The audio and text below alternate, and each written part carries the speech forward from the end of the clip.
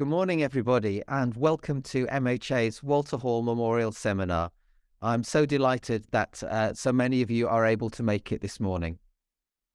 The Reverend Walter Hall was the person who founded Methodist Homes MHA 80 years ago in a mission to improve the quality of life for older people. Today, MHA runs care homes, retirement living schemes and community schemes across the country, all aimed at enabling people to live later life well.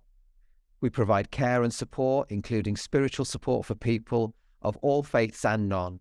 And we're really proud of our music therapy and green care services, enhancing the lives of those living with dementia.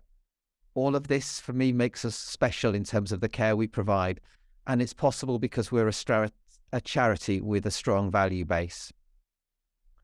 MHA's 80-year anniversary is a particular opportunity for us to reflect on where we are at now and what we might expect for older people in the future. Today, many of us can expect to live longer lives, but the sad fact is that care services are not always available to the increasing number of people who need them. We're a long way from ensuring that every older person is able to live their later years well. The gap in good quality provision is caused by a number of factors and point to a system that is straining at the seams. It appears to me that one of the biggest questions facing our society today is just how we value the people who care for us when we need it most.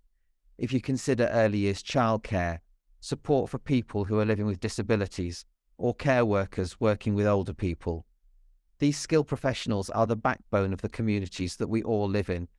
And as a nation, we can't expect to offer people the quality older years they deserve, to house people in their later years, and crudely to keep people out of hospital, without a workforce which is seen as a valued career choice. As a sector, we can't continue to keep the show on the road with the current number of vacancies that we carry, the crisis in recruitment and retention, and the burden of agency use. Here at MHA, we pay our colleagues better than many care providers are able to, and we pride ourselves on how intrinsic that is to the more than 90% of our regulated homes and schemes, which are rated good by the regulators. But we pay our people as well as we can despite the funding system we have to work with, not because of it. And we want to be able to do so much more for our brilliant people. We want everyone to have access to great quality care in later life, and we know we need a robust and a valued care workforce for this to be possible. So how do we sustain and achieve this? Well, I'm really pleased to say that we have three guests with considerable knowledge and experience to help us answer these questions, each offering their perspective and then happy to respond to questions that you may have for them. So please do go onto our Slido link or drop questions into the Q&A box at the bottom of your Zoom screen, and we'll address these in the panel discussion towards the end of today's event. So now can I just introduce our guests who you're going to be meeting and hearing from in a moment. I'm thrilled that we have today with us Madeleine Bunting, who's an author and journalist who is going to lead our session today with her insights on what she describes as the labours of love. Following Madeleine's talk, she and I will be joined by our other panellists, Georgina Turner from Skills for Care, and my own colleague Tracy Campbell, who is a housing with care manager at Assisi Place in Leeds. We look forward to having conversation with them and hearing their points of view. So while you think on those questions, while you get comfy in your seats for the next period of time, we have a short video to share with you. As you'll see, the video was filmed on location at one of our MHA Communities lunch clubs in Stoke-on-Trent and at MHA Claiborne Care Home. The video shines a light on the impact care can have and shows just some of the fantastic work that my colleagues and volunteers are doing across the communities they work within.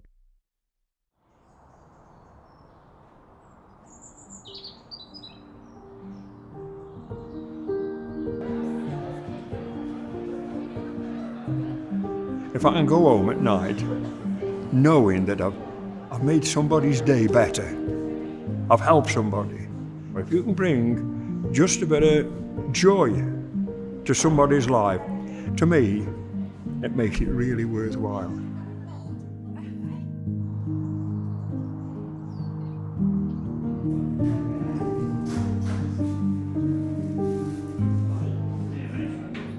Our local church started the lunch club 12, 13 years ago now. We had a small number of people locally that we catered for. They have the activities and then they'll have the meal. But it's just like being in a family.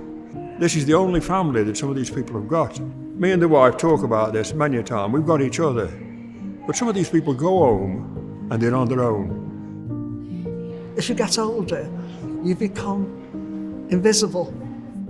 So if somebody's able to come and pick them up and take them, for example, to a lunch club, someone's going to knock at the door, open the door, help them into their coats, bring them, and then they're going to be taken home. They feel safe.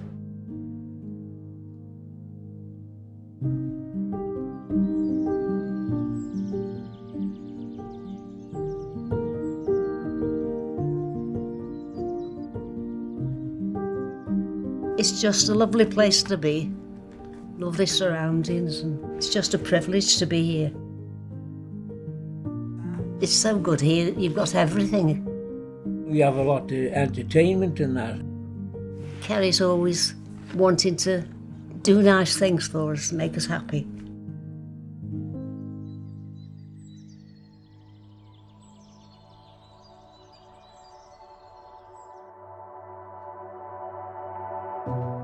I've got to be special people because they do 12-hour shifts. It's a long day. Difficult job, ain't it?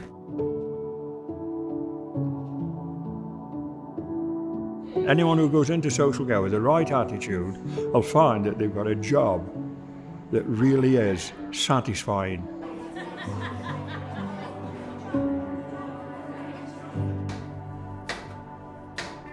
People here, lots of them are volunteers, but they give a lot of their time. They give to a section of society who's very neglected. And I think sometimes society doesn't acknowledge that.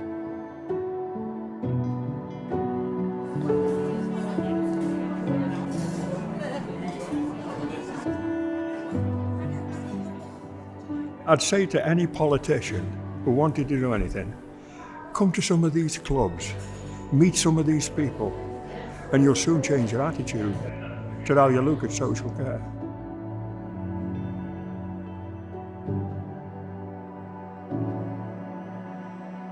There's more and more elderly people living so much longer, and they need a good quality. It's the quality of our lives, not to exist, but to live well.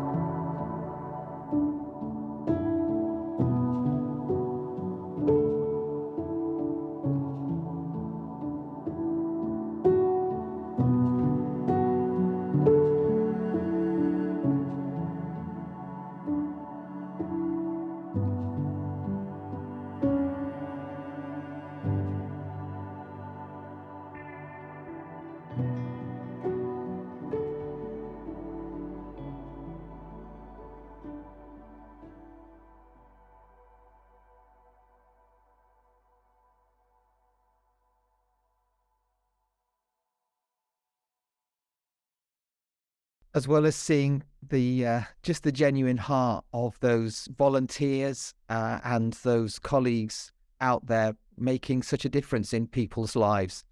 That video is a very salutary reminder of the 165,000 vacancies that there are across the sector and growing. It also brings home to me the appreciation that's out there for our care staff and colleagues and volunteers, and a chance for me just to say a very huge thank you to all my MHA colleagues and volunteers and the work that they do, but not only to them, to everybody who is working across the adult social care sector. I count it such a privilege to work alongside you. So without further ado, I'd like to bring in our first guest, Madeleine Bunting. Madeleine is an award-winning author of 5 books of non-fiction and 2 novels. Her book on care, The Labours of Love, was shortlisted for the Orwell Prize in 2021 and longlisted for the Baillie Gifford in 2020.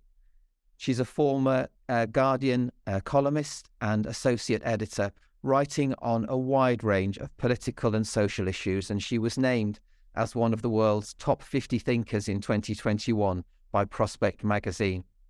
She is a visiting professor at the London School of Economics, International Inequalities Institute, and holds an honorary fellowship at Cardiff University. I'm really grateful that you've joined us this morning, Madeleine, and we're really looking forward to hearing your reflections. Thank you so much, Sam. And what a lovely film that was, and illustrates so well many of the things that I spent 5 years thinking about when I wrote my book, Labours of Love. It's a very sort of painful situation that we're in, and that's why the subtitle of my book was The Crisis of Care. As Sam has pointed out, the level of vacancies, the level of unmet need, and what drove the book was really thinking, why is it that care is so often associated with crisis? Just recently, I've been reading articles about the crisis in care of young people with autism and disability, learning difficulties, or we hear about the appalling care of the elderly in other homes. So it's wonderful to hear a positive story of an organisation doing really terrific work with high ideals and good values about what care should look like. So I started with a question about why is this always talked about in terms of crisis? And if I had to really sum up what I wanted most from the reader at the end of the book was a sense of curiosity. What is care? What do we mean by this word that we use all the time? And to really think very carefully about what it takes to care, how we learn to care, this essential human activity that lasts right through our life course. Unlike our working lives, we talk a lot about a work ethic to ensure that children grow up with a work ethic to be able to get a job. But actually, a care ethic is far more important to the life outcomes of any child. If we could just reorientate our education system to ensure that our children are developing a care ethic alongside a work ethic, we might begin to sort of tackle something of what I describe as a kind of cultural blindness to the importance of care. And that led me into very deep research into the history of care and the sort of a range of academic disciplines such as philosophy and economics. Where has care been in the kind of intellectual traditions of the West? And of course, it's nowhere to be seen in the classical economics and philosophy. It's just ignored because the assumption was that care would be provided by women. It was women's work, and therefore it should be provided either cheaply or it should be free, as in socialized girls were brought up to care within their families and to provide that care for anyone who needed it, whether that was parents or relatives, and that those assumptions about how care is really just a woman's job and it should always be done out of their goodness of their heart is part of why we're in such a predicament. We've never valued care, and this is part of a kind of patriarchal culture which has never seen care as the remarkably sophisticated and skilled activity that it is. I mean, that was one of the things that came out so clearly from the interviews that I did. I travelled the sort of length and breadth of the country, all sorts of different places, talking to people whose work was care. And what I wanted to do was talk to people working in adult social care, people working with children with disabilities, maybe it was GPs or nurses in hospitals. What I wanted to see is, can we have an understanding of care that goes right across the board between very high status jobs and very low paid, low status jobs? Do they share a common understanding of what care is? And care that is often provided within intimate relationships within the family, so unpaid care. We have these divisions between paid care and unpaid care. And I was looking at all of these areas. And what I was again and again humbled by, and that's the only word I can really use, was when I would sit down with somebody working in domiciliary adult social care, for example, and they would start the interview and say, I don't think I've really got anything to say. I've not talked about my work before, and I don't think I've got really anything to say to a person like you.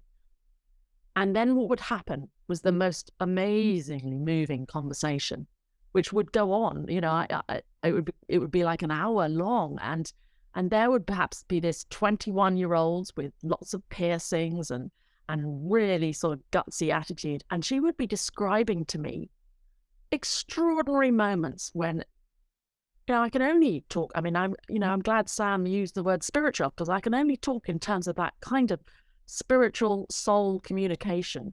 She would describe moments when she had been able to relieve the anxiety, reassure, or just have a fabulous laugh with somebody in their 80s. And she said, I know I change people's lives every day.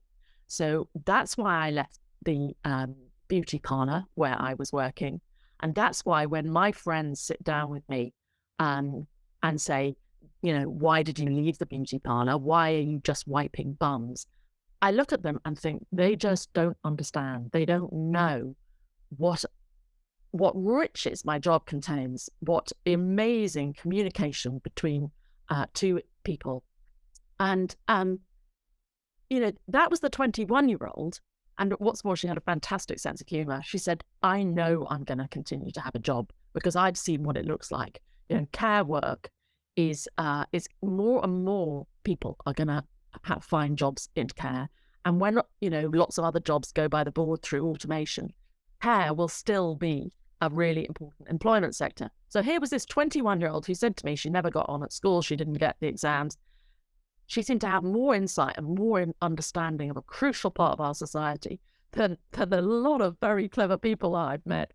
So I was awestruck by her. But then the next interview was equally amazing. It was a former painter decorator who was in his 60s. He said, I retired and I was just restless. I was twiddling my thumbs. I needed to do something.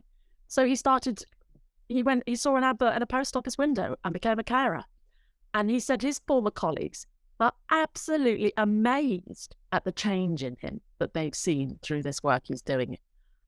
They say his wife says he's calmer, he's kinder, and his colleagues say he's so much more relaxed. And he, again, the same kind of, what was so extraordinary about him is he said, I've discovered a capacity for tenderness and gentleness that I never knew was there. And he said, in my 60s, I'm so much happier now. Why didn't I do this all my life? But the elderly lady, and he mentioned another client, a gentleman. He said, we have a really good time. We have built a relationship. And that, it seems to me, is at the core of really satisfying jobs in care, and how we try to attract more people into the sector, and how we try and reduce those shocking levels of those that leave. The great challenge around retention. Something like 30% of people leave the care sector every year. So there's a constant churn process. And relationship is at the heart of it, it seems to me. If a care worker is encouraged and has the time, they're not overstretched, to build relationship, then they will find the job satisfying and meaningful. And the dilemma here is that if one recruits people with a good heart, they will be burnt out and deeply frustrated if they're not able to care in the way that they understand care to be. So what is so painful to see when I was shadowing nurses in the hospital was how they were so rushed off their feet that they barely had time to get to the bed to the patient. What they were spending so much of their time doing was looking at computer screens, matching up test results, trying to chase for other bits of paper, documentation about the whole diagnostic process. And their ability to actually sit down and talk to a patient was really limited. And interestingly, it was the healthcare assistants who actually had much more of a relationship, the ones that were feeding and washing the patients.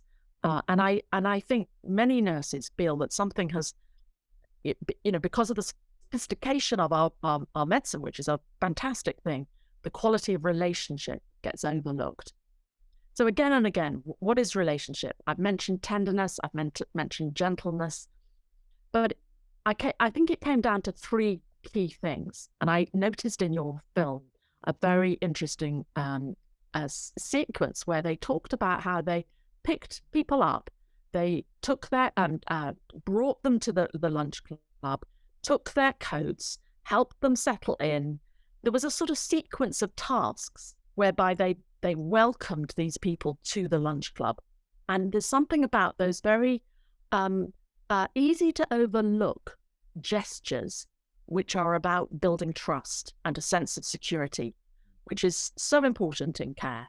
And watching a skilled nurse and how she manages to do that in the course of a busy day on the ward, where they are working out how to reassure, and a lot of people in hospital are clearly very nervous. So that role of reassurance is crucial. Build trust, brighten someone's day, a smile or share a joke or a comment. Help normalize the experience. Nurses are very, very good about finding common ground. Did you watch the football last night? What do you think of Strictly Come Dancing? The weather's really horrible. Now, to the outsider, this is just chat. But it's such crucial chat, because if you're feeling really scared and nervous about a diagnostic procedure or an operation, it's just a sort of reassuring thing. So care is very, very easy to belittle. It's a crucial set of skills which involve in a lot of empathy. They also involve values about a sort of generosity of emotion, of time, of attention. And that word attention is very important and complex, because the good carer is paying attention to a lot of different things. They're kind of sort of scanning across a very broad range of factors. Can the patient reach the water? I mean, that's a classic, that the glass of water is too far away for the patient to actually reach it, and the problems, of course, of dehydration, etc. So it's that physical well-being and comfort, but it's also the emotional, understanding where this patient might be, or this client, or this elderly person, or this child. That is where there is a commonality across care, this kind of broad attention field, so that you're thinking of every aspect of well-being. And that how we learn that is often, is always in relationship with our own experiences of receiving care. And it seems to me that we could celebrate this in a much more specific way through the education system, and understand how all of us end up being involved in care in one way or another. But it's a real misunderstanding to think that this is a woman's job, because actually, when you look at the statistics, for example, in elder care, a lot of men will spend significant amounts of time in those last decades of their lives caring for others. The proportions of men looking after their wives, or wives obviously looking after their husbands. But I made a specific point of interviewing men who had found themselves in care jobs. And I think it's an important reminder that the history of care actually has roots into monasteries and armies. The whole thing about soldiers learn first aid so they can provide care to their colleagues. The whole thing of the Army Corps, the Medical Army Corps, was men learning how to nurse on the battlefield. In monasteries, monks learnt how to care for their fellow monks. There's nothing gendered about care. It's perfectly, men have just as much ability to care. And so the book that I was writing was really about a cultural shift, that this is a sort of paradigm shift, and that it's part of feminism. It's, I would argue, the biggest battleground for feminism. 82% of care workers are women. So it seems to me that this is a crucial area of engaging a patriarchal society in understanding the value of this immense labour and how it sustains human society and sustains the kinds of society that we want to live in and be part of, where all of us are facing the possibility of long lives, but also there is a really, really basic reality which we try to ignore, which is that all of us at some point will be dependent on the kindness of strangers. You know, you will end up in a hospital probably at some point, and it will be that nurse's capacity to put a hand on your arm as you're rushed into an operating theatre that will transform the experience. And that's the sort of thing that I heard. Nurses would say patients would come back after they'd had their operations and said, you made all the difference at that moment of vulnerability. So care is, I don't think that there's any labour in our lives that it has quite such a heavy load of emotional connection. And it's really interesting how we live in a society which is constantly concerned about the degree of loneliness and concerned about connection, how we form deep and meaningful relationships. And care often gets missed out of that picture. So if we could get that back into the picture, then more people, I think, would think, okay, if this job is decently paid and I have the time and support and the manager to enable me to care in the way that I want to care, then this is a great job for me. And I do think that it's crucial, the pay issue, and Sam mentioned that. And secondly, the quality of management is crucial. Thank you very much for listening. That's great. Thanks so much, Madeleine. That's really interesting stuff. I think the government, the Department of Health and Social Care, need to employ you to help them script the advert for people coming into the social care sector in the way that the Army and the Navy have so effectively done in terms of their recent adverts about being made in the Army but born in Blythe kind of thing. But I was just so struck by that description of such a high level of attentiveness and ability to keep so much in sight and in focus while you're caring for people, whilst also then making sure that continual relationship reinforcement is taking place in terms of the care task being undertaken. I always remember my first encounter going around one of our homes at MHA, but then every home and scheme I've ever been around ever since. I always know where I fit in the scheme of things, and that is, if anybody has a need, it's that person's need that always comes first, no matter who is visiting, no matter what else is going on. The manager's attention, the member of staff's attention is always on meeting that need first and responding in that moment to that person. And I think that's just so crucial to the approach and some of the issues you've touched on. So thank you so much. Look forward to hearing from you a bit later when people come back to you with some questions that have already come in that I've got written down. So I'm going to turn now to Georgina Turner, who is Director of Engagement at Skills for Care. Georgina has more than a decade of experience in the social care and health sectors. As an organisation, Skills for Care work with employers, government and partners and aim to ensure that social care has the right people, the right skills and the right support required to deliver the highest quality care and support possible. So this is a unique perspective and one that I'm sure we're all keen to hear from. So over to you, Georgina. Thank you. Thanks so much, Sam. Thanks for doing that introduction, which you've done much better than I would have done, I think. So that's a good start. Thanks so much for having me on the panel. Some incredibly powerful points made already. A fantastic film to start us off. And I'm just really pleased we're talking about this subject, which is so important.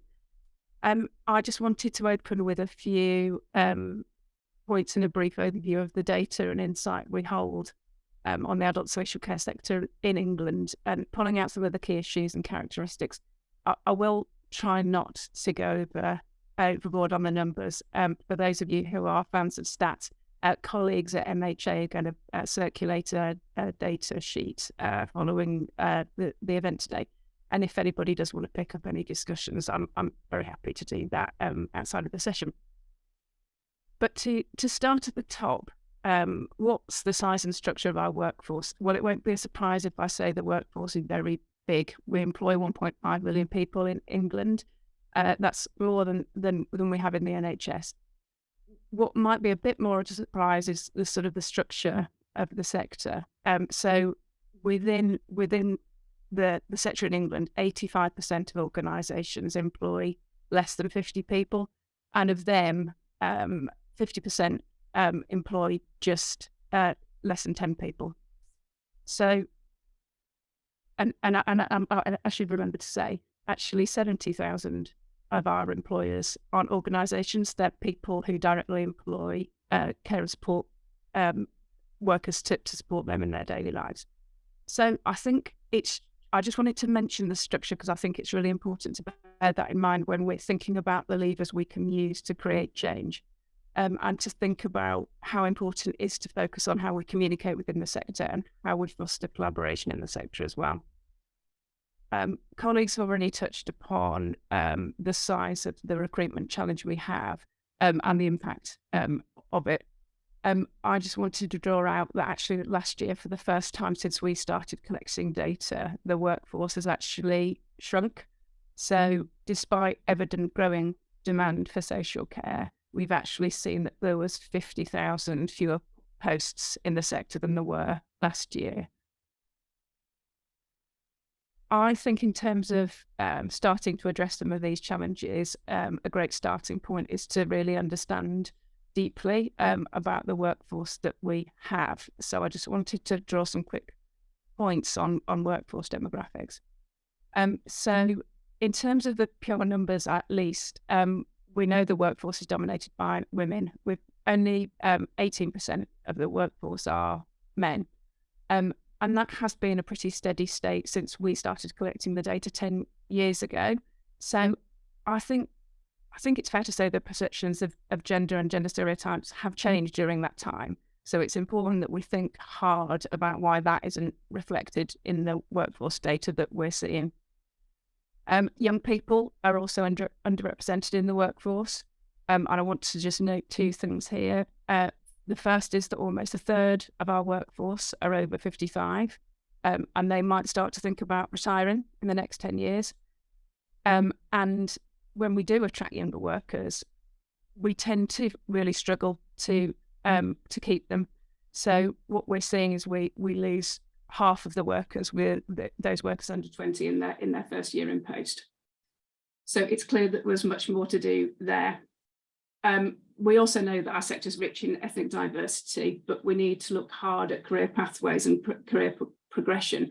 Currently, nearly a quarter of people in direct care roles identify as being Black, Asian and minority ethnic, but at managerial level, we see that decreased to just up to 16%. So without doubt, there's some serious issues for us to grapple with, but I'd like to frame the discussion, if we can, in terms of solutions to those challenges, because I think how we talk about social care really matters. If all we see is the problems, how can we expect others outside the sector to be excited about the opportunities we have? So can we try to look at some of the challenges I've outlined as being opportunities for more skilled, compassionate people with the right values and behaviours to have a career in care? And does this create space for innovative providers to expand to meet the changing needs of the population? So I'll stop there, but thank you very much again to colleagues at MHA for inviting me, and I really look forward to the discussion. Thanks so much, Georgina. Really helpful. And I think just kind of painting that broad picture. And I think one of the real challenges that we face is because it is such a varied and diffuse size of workforce. You were saying, was it 70,000 people were kind of people who are just employing people as carers for themselves. And so you've got this real huge sway, and therefore capturing the influence of all those people is really difficult if you're trying to make change. Yes, you'll get people who are major employers who maybe have some voice, but it's a huge spectrum of people that you're trying to represent and capture in that respect. So thank you ever so much for that. So turning now to Tracy, Tracy Campbell is a registered care manager with us at MHA, working out of Assisi Place, and where she is supporting people who are living more independently, but many of whom still require care and support in that setting. Tracy has a background in support services spanning almost 30 years, and she is passionate about human rights and equality, and chairs our Race for Change network for our BAME colleagues at MHA. So I'm really keen to hear Tracy's perspective on the challenges the sector is facing, particularly from that, I suppose, that frontline position. So over to you, Tracy. Thanks for joining us. Thank you. I think it's important, firstly, to acknowledge that if you speak to care staff, how they see themselves is really important. If you say to a care staff, what do you do? It's always a case of, I'm just a carer, I just provide care. And I think that historically comes to that society sees care as a form of domestic service. I think there's an idea that it's more of a home health service that we provide. It's more housekeeping rather than professional. Care is really personal in nature, but it's totally undervalued. The role's got so many strands. Carers are expected to be cooks, they're expected to be cleaners, they're expected to be befrienders, they're expected to act as physicians, psychologists. The role in care is not limited, but I think we don't acknowledge that. To be a carer, to be good at it, you're working with an untold amount of patients. The patients you have to bring is unbelievable. It's exhausting. It requires an amount of emotional, physical, and mental resilience. That doesn't come from somebody who isn't professional. We're losing experienced staff, and I think that's because the pay also doesn't reflect the role that people do. We don't acknowledge all the skills it takes to care. When looking at care, we also provide a journey for those who move into other employment areas and such professional roles. So within care, I've had student social workers, student nurses. Currently, my team, I've got somebody doing a master's in dietetics. I've got somebody who's in the final year doing it as an occupational therapist. We've got a qualified physiotherapist and a qualified GP. They all work as care staff. So going back to what I started with, which is when you speak to care staff and say, I'm just a carer. All these professions come out of care. And I think as a society, we just don't acknowledge that how important care is. Families trust us to provide a service that meets the needs of their loved ones. We're trusted to do that, but there's no pay that shows that that's the role that we do. I think that we need to also look at how we manage the expectations. So when we look at the workforce, the expectation is that we will do everything. And by everything, we have to adapt. There's no defined roles. The responsibilities are stretched. We're treated as a poor relation to the NHS. We are one of the most valuable assets that runs alongside the NHS, and we're just not acknowledged or recognised for any of that. I think that we do need to look at the pay and the work-life balance, because if you come into care, there is no work-life balance. So people are overworked, they're burnt out, demoralised, and I don't think we really look at or give much thought how we develop these services, because regardless as to what happens, services are going to develop, needs are going to change. As people get older, people are living longer, and we have to look at how the services benefit people to be independent and what we can put in to do that. I think there's a lot that we need to learn from frontline staff, because they're the ones that deliver the care. And I think the government could learn a lot from actually being on the front line, because the multiple roles that care staff play are just not acknowledged. There's no acknowledgement of the stress they go through. There's no acknowledgement that we're changing. There's no acknowledgement of the experience it takes to manage the roles. So I'm just thinking we do need a greater respect to the care team and a greater investment and a greater acknowledgement that care is needed. Thank you. Thanks ever so much, Tracy. And I think, yeah, from the heart, I know you so well, from the heart.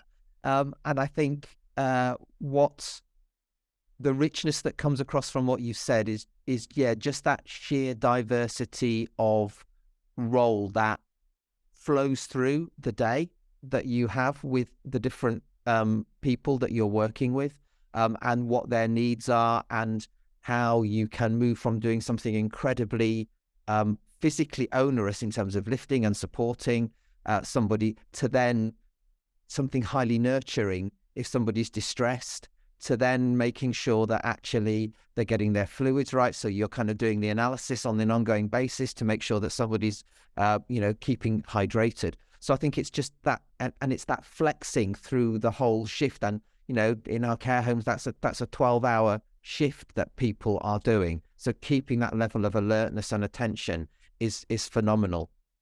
So I think we've heard from all three of our guests today, just the depth of what is required of the role. But it comes back to me for that whole thing about, so Madeleine touched earlier on about, the association of the role with kind of like a deep sexism within our society in terms of this being a role for women, and a role, as Tracy said, that's kind of assumed almost to be within the home. So coming to you first of all, Madeleine, how do you think we can change those broader perceptions in society, and I suppose particularly at governmental level, to actually bring about some kind of shift that then would lead to the follow through on better remuneration, better valuing overall career pathways and development, those kind of things? Can I come to you first with that one, please? Yeah, you can. It's the toughest one, I think. I think it's a really because one of the points of my book was that, we have been going round and round in circles on social care policy for nearly best part of 2 decades. And, why is it that successive governments have failed to really grasp this one? And I think there's a lot of very complicated issues here. One of them is about a kind of intimidation about the cost, because it's what it probably entails is whatever the final shape of a national care service, but it is comparable to the kind of investment we make in the NHS. Why is it that, as some of the speakers have already said, the NHS is the closest that the Brits get to a religion, famously, that's the quote. And why is it that social care just kind of has never really kind of had that profile, that prominence, that commitment? Our care service, should generate just as much passion and commitment as the NHS. So why is that? And as somebody who's always kind of approaches things from a historical perspective, if you go back to the policies around the care of the elderly, right back to the 1940s, the 50s, 60s, 70s, it is just awful. A succession of horrific crises and, the discovery of abuse. And I'm, reading a sociologist of aging who said that, there is just no respect for age in the West, and particularly in Anglo-Saxon cultures, that there's fear, there's shame, there's horror, there's disgust, there's all these really negative emotions. And so how can we transform the perception of old age? We've created these very long lives with all sorts of investment in medical technologies, but we haven't actually done the cultural shift, which is to think, this is amazing. You get another decade. And I wonder whether, part of that could be that new generations of the elderly now can fight that corner, a bit like the sort of baby boomers kind of redefining old age.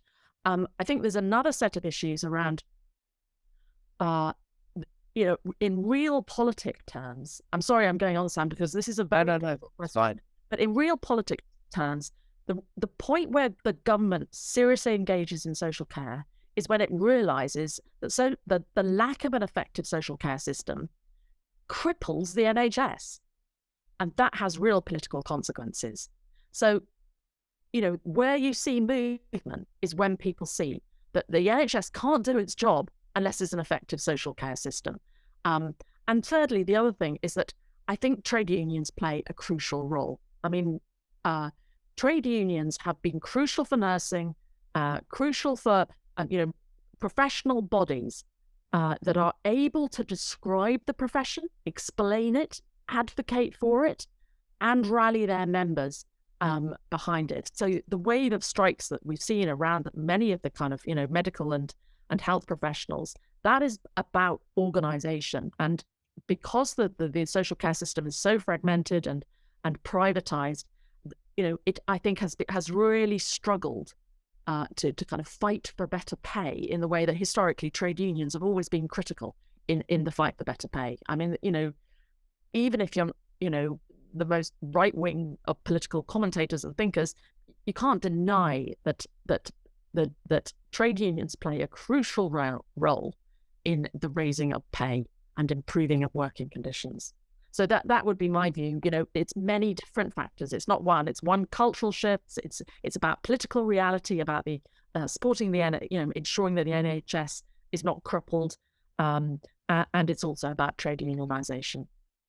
Thank you. That's really interesting, and I think that flips back a bit to Georgina's point just about the scale of different sizes of employers, which then make that really difficult in terms of that unionisation as a potential force.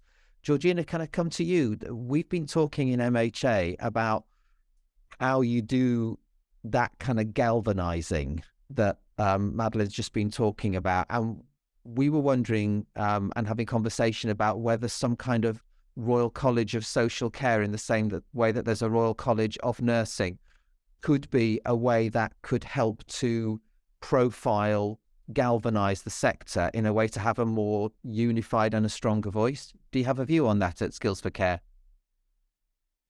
I think what I've mentioned in terms of the shape of the sector, and I don't want it to sound like I think it's a negative thing. I think it's right that our services are as diverse as the people that they're there to support. So I think the diversity within the sector is one of the great strengths, but I agree it makes that kind of collaboration and single voice difficult.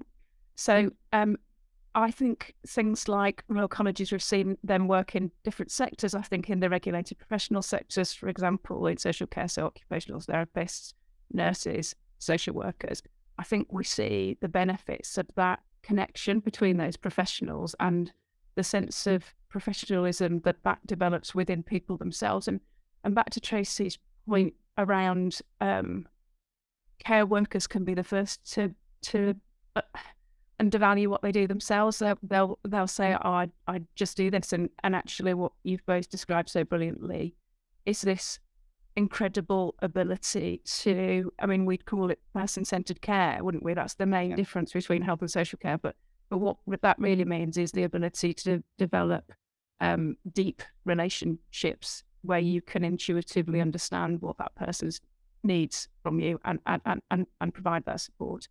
So I don't have a particular view on the shape that those connections should make, but I think anything that can build networks across our workforce, anything that can instill that sense of recognition, which should come from outside the sector, but importantly needs to come from within our workforce as well, I think is incredibly important, and all that we can do to develop that, I think we should absolutely prioritise. Yeah, before I just come to Tracy, there's another question that's come in, which is about, and it reflects on the point that you've made earlier, Georgina, about the age of the workforce. I understand that the average age of a care worker is about 45. What do you think we can do, and what's the kind of orientation that Skills for Care are taking on how we attract more younger people? We had a lovely example that Madeleine gave us around the kind of, the 21-year-old with the head on her of a 50-year-old in terms of her understanding of things. But how do we attract younger people into the social care workforce? So I think my general point across all of this is, again, to really understand the workforce that we have and the workforce that we're trying to attract. And I think that's the same for younger people. So absolutely right. That is the average age, and I mentioned in my opening points that we've got a third of our workforce who are 55 plus. So they're going to start thinking about retirement, but equally we've got this huge wealth of skill and expertise in a group of people who will be looking to leave the sector. So absolutely right to focus on younger people. I would say this isn't just specific to younger people, but we need to think very hard about how we talk about care and opportunities in social care. So there's something about that positive framing and talking about the opportunities that are available, the diversity as a positive thing. I think there's something about the language we use, and I'm guilty of this, but using plain English that everybody understands, and talking about some of the things that Tracy and Madeleine have already picked up, about the depths of the relationship and the impact that you can have. On a practical point, I think it's about developing relationships with schools and colleges. We know that makes a massive difference. If a young person can hear directly from somebody who works in the sector, it changes perception significantly. And I think there's also something about talking about and telling stories. There's lots of them in our sector, positive stories about the careers that people can have, and people who come in as a care worker can develop in their role as a care worker for a lifetime, and they can move up in an organisation as well. And both of those are fantastic things and fantastic opportunities. So that's a few things that I would pull out. Okay, thank you. I mean, I'm always hugely impressed when I go around any of our services, just the real kind of age diversity, but also the ethnic diversity. There isn't the gender diversity that you would want to see, although I know Tracy's just orientating back from having a predominantly male workforce in her service, which is highly unusual. But I do remember one salutary experience I had where I was past in one of our care homes, was talking to the manager, and one of the care staff went past and said hello. We had a quick natter, and the manager just turned to me after and said, "How old do you think she is?" I said, "Well, I would imagine she's in her early 60s. 75, still going strong, still doing the full week's work as a care worker." And I wonder, I mean, it is very physically demanding, the role of care, but I do wonder as well about potential for people returning to work when they've maybe decided that they thought they were going to retire, and actually either through financial circumstance or through that element of, I think it was Madeleine's story about, basically just being a bit bored and wanting to get out and do something. I think it was a painter decorator that you were talking about, Madeleine. I'm going to turn to you now, Tracy. I've got a question that's come in for you, and I think this is quite big, but I'm going to land it with you anyway. My elderly parents, this has come from Elaine. I feel like I'm a radio DJ. My elderly parents, 91 and 98, are in our MHA care home in Falmouth. I live 700 miles away and visit every 3 months for a week, and my brother lives near. How can I support and value carers at a distance? In relation to Tracy's excellent points, as an ex-teacher, I do feel empathy for the care staff doing a very hard job under pressure, but how do I help? And I suppose it taps for me, Tracy, into that whole thing of how do we build community and have it so embedded that people therefore do feel that greater affinity, which could also then help our workforce challenge of drawing people in. But how do we help people get that connection? People whose families don't. So we've got somebody whose family live in Spain. Yeah. He doesn't come over that often, but we're in contact, we're in communication, and it works very well. We communicate with the family. There's not a lot you can do if you don't physically live in the same country, but just knowing that this person has got a son, we contact them, we have communication, we ensure his mum makes communication. If she misses a call for him, we'll put him in touch.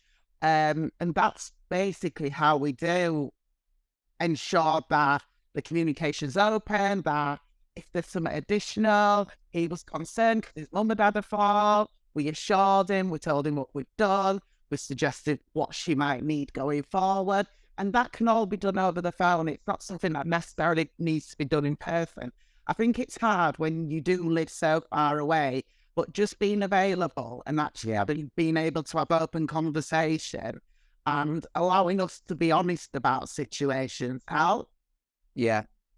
And I think, I mean, we obviously all through the pandemic learned to enable our residents to be far more, I suppose, hopefully confident and comfortable in dealing with the seeing each other over Zoom or team meetings or FaceTiming. But I think the thing that strikes me from what you're saying is it's that being part of the day-to-day life, even if you are at distance via the phone or via FaceTime or whatever, that can be so important to keeping the sense of stability and predictability for the people who are in our care, so that they don't feel that connection is broken. Yeah. Madeleine, you wanted to make a point. Yeah, I think Tracy's points were really helpful. I would just also add that the way I heard the question was that this was somebody who wanted to do more to support care workers. It sounds like a very conscientious person who probably does phone, often to their parents. And I think that's a really, really interesting dilemma. So I had to give a talk in Brussels just a few weeks ago, a bit like this, about care. And all these European Commission bureaucrats were saying to me, what do I do about my parents in Bulgaria, Romania, Spain? I'm living in Brussels. And so, Brussels is a very international city. Lots of people have come from elsewhere. So I would say the biggest issue there was about, how can I help? And the Japanese have an interesting system of sort of care credits. So you help where you are, you may help the kind of local care home just in your street or whatever. And that counts towards a sort of credit system. And the hope would be that, somebody, for in the example in the question, in the case of this question, someone in Falmouth is doing something to go into the care home where your parents are. I mean, I think the increasing social mobility, geographical mobility of our societies have broken the traditional care models, which is that the neighbours would, you'd be living near your parents and you'd be able to look after them. And actually, that's just not true anymore. Most people live a long way away from their families, or often live a long way. So, some kind of innovative thing like that Japanese model, I think is really interesting. It's almost a bit like carbon offsetting, isn't it, with industry? So you do the damage, but you repair the damage elsewhere by planting trees or doing whatever. But it's kind of like, care offsetting by doing that. Maybe there's something in that maybe we could do it across our MHA schemes and try and get people to adopt people and support people in different places. I'm going to come back to you, Tracy, with another question, which is somebody called Nick Morgan has sent a question in which is asking the panel and I'll come to all three of you on this one, but start with Tracy. Can I ask the panel to reflect on the attention given to key workers during the pandemic and why they might think that other key workers from, say, health, education, transport have pushed ahead with fighting for better pay and conditions, whereas social care workers don't seem to have got that traction and their needs appear to have slipped off the political agenda, in brackets, again, exclamation mark, brackets. So I think it touches on some points made earlier about the positioning of social care in people's minds. But do you have a view, Tracy? Because it felt like... I do have a view. Oh, go for it, Tracy. So I think people don't go into care because they don't care. So they do care that they're not paid well, but they care more about the service they're delivering. None of my staff would walk out or strike because they would be concerned what would happen within the service. They're happy to say, I'm not happy about this, but when it comes to taking action as such, it would have to look a different way than the other strike action that's going on. Like with COVID, people got it, people were ill, people came to work, people still showed up, and they showed up to the residents to make sure they were okay. Do you think Do you think, as in part, Tracy, that's that thing about the scale of it as well? Because in our schemes and homes, like so many across the whole country with different providers, they are smaller units. Whereas if you feel that you strike in a hospital, there's a big infrastructure that maybe can weather it more. It will weather it because they do it in shifts. So my friend's a paramedic. She's striking one day, but then somebody else will be striking another. We could not manage that in shifts, and I don't think anybody in care would put residents. We just wouldn't put people at risk doing that. It would be very hard to strike in this environment.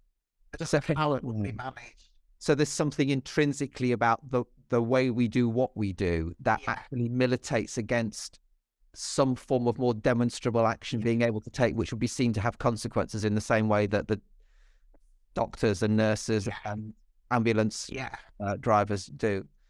Georgina, do you have a view on that about, it felt like we had built up a bit of a head of steam and credibility in the public eye by the end of the pandemic, but it feels like it's filtered away, and we're a bit of an adjunct to the NHS.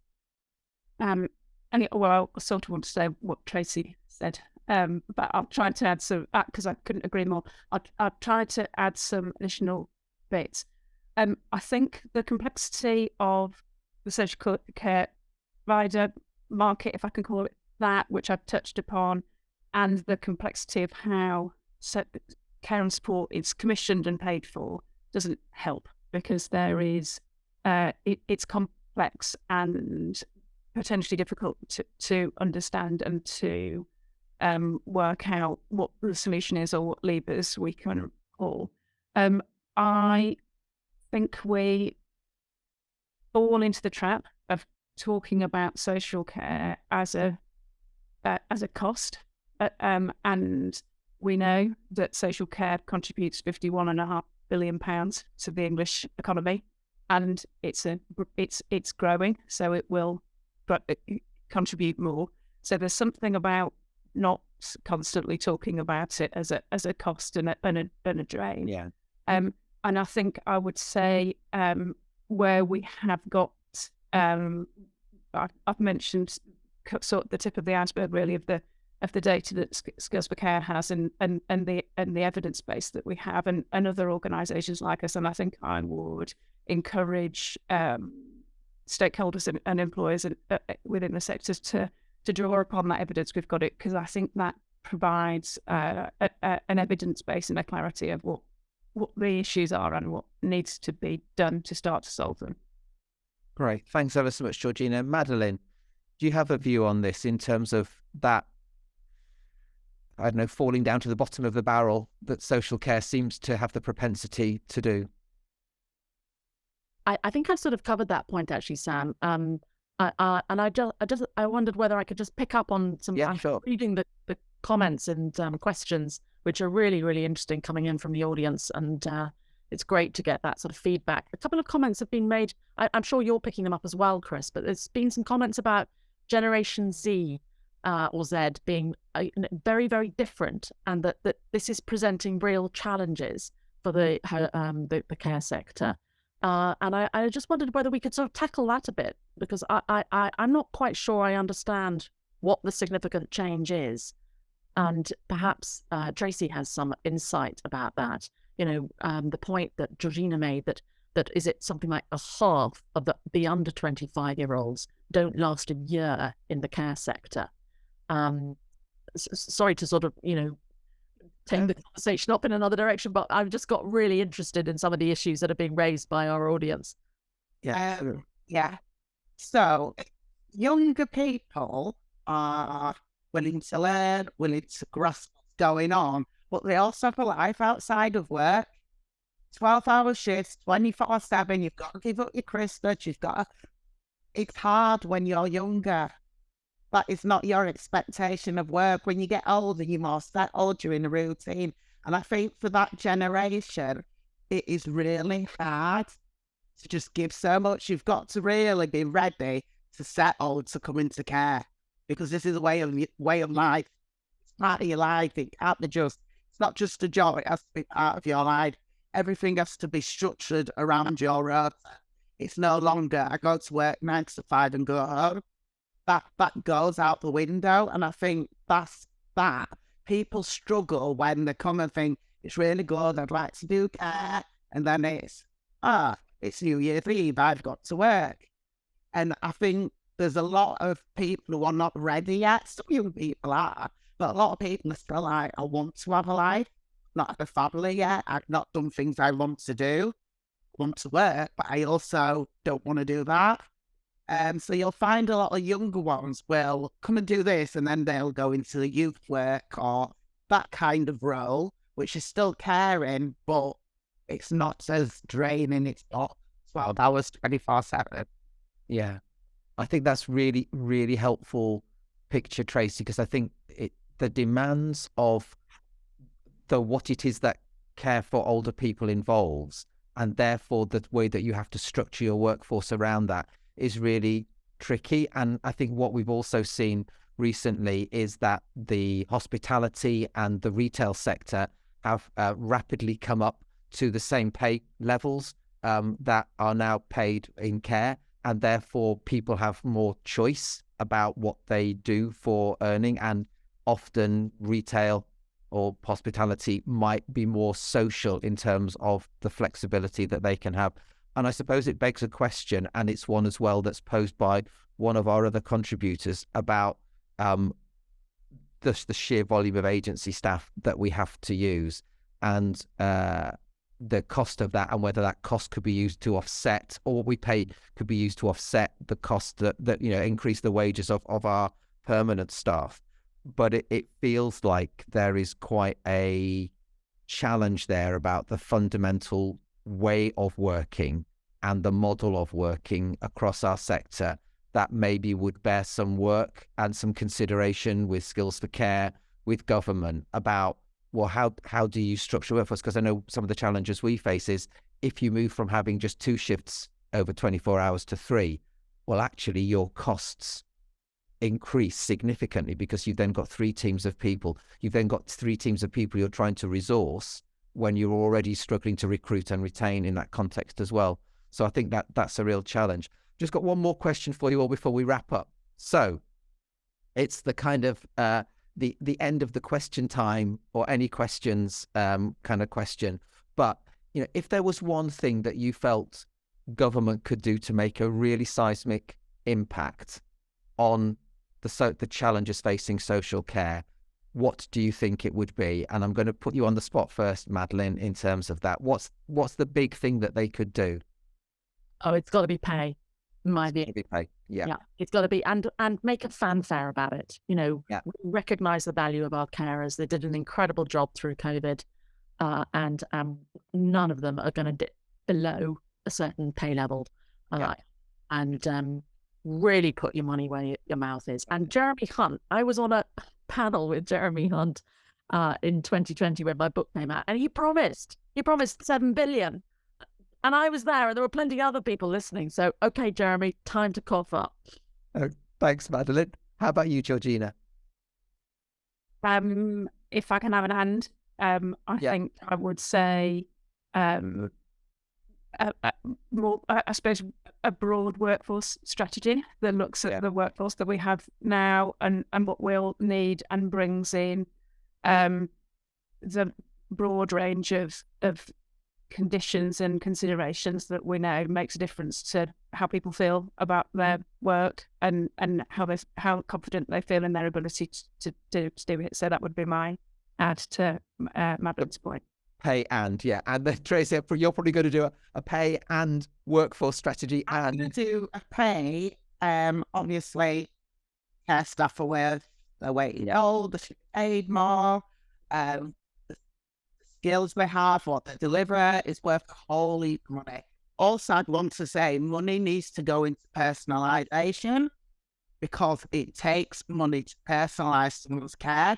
And what we're finding is we're saying we're going to personalise care. However, that's not a care need, so you can't do that bit. Yeah. Some people's care might look like, I want somebody to come on a Wednesday, take me to the pub, so it helps my mental well-being. It's still a part of mental well-being, but that's like, no, we don't do that. If you don't have this, and this, we won't fund it. that needs looking at, because care is very different to every single person. So we talk about personalisation, but it's only personalised if you tick this, and this box. Yeah. That real person-centered approach. Yeah. So I'm afraid it's time for us to wrap up now. And I just want to say a huge thank you to Madeleine, Georgina and Tracy for your time, your expertise, your contribution and openness this morning. It's been really encouraging and insightful. And I'd like to thank all of you who have joined us this morning. I've been really impressed. We started out with 99. We've got to 94. That's pretty good going for an hour and a quarter in terms of people holding people's attention. That's due to the skills of both the presenters, but also some of the questions that have come in. So thank you for the questions and for your contribution this morning. And last but not least, I'd like to thank the staff at our North Staffs community and Claiborne Care Home for putting the video together with the project team behind the scenes. So thank you so much. We'll be taking some of this into our learning. It will inform our push as part of our public policy work to continue to try and work with government to try and really shift the dial, and also with the other sector bodies to try and really enforce the need, because this is, for me, the key that will enable us to move forward with adult social care. So thank you, everybody, very much, and really good to have you with us this morning. Take care. Thank you.